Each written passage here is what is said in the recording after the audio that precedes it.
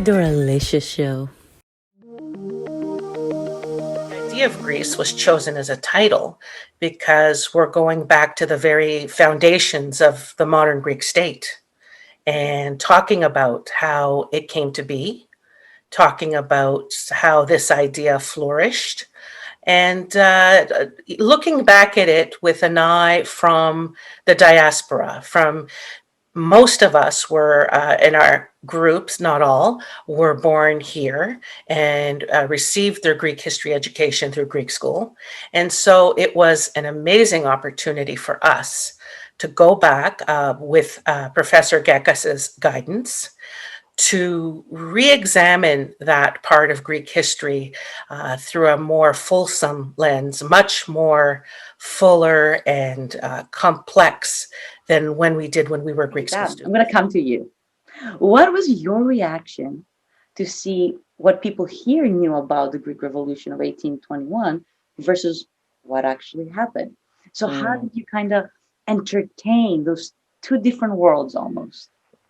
I think the great opportunity we have to achieve what we aim to diversify the knowledge and enrich the knowledge that many people have about the Greek Revolution is precisely as Sandra mentioned, to go beyond the stereotypes, the standard ideas that people have about, excuse me, what happened in Greece in 1820s and how Greece came to be as a result of the revolution.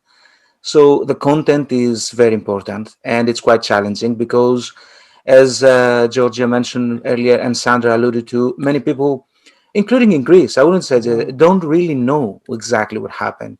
You know, there's been a huge veil of like a giant flag that has sort of, blue and white with a cross that has covered all the events of the revolution, to the extent that not even historians were searching into what happened exactly for many years, for various reasons, excuse me, that we don't need to go into. But now is the time, now the 200 years anniversary provides us this unique opportunity, I think probably in a lifetime or for a very long time, to rethink about what matters. It's a revolutionary approach to the revolution of 1821. It's a revolutionary in a sense that it's bringing the revolution and knowledge about it into a new form disseminated in a new form.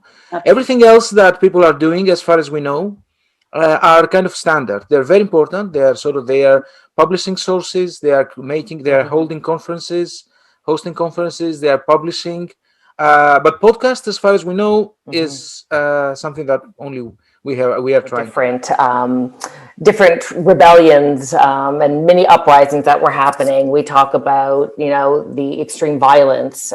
We talk about the female heroines. I mean, there's so many, and I don't want to give it all away either. We want everyone to tune in. But really, it's such an incredible piece of work and history that we're presenting. And I really do feel that, if you're in Canada, we have Cole's Notes. I don't know if you're familiar with that. But at least when I was growing up, you'd go to a bookstore and you'd get a little book that would kind of give you the main details of Macbeth or any type of Shakespearean work. And I feel like we're bringing in something a little fuller than a Cole's Notes, which then will allow people to go further and read more and educate themselves. But it really is just incredible. And to think about how these people at that time lived and what they were willing to sacrifice and give up for their freedom.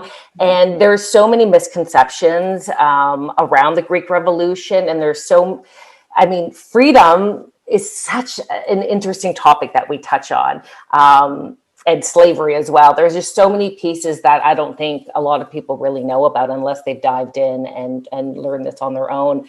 I just feel like I'm repeating myself, but it really is a really great opportunity for us to really understand our roots and where we come from.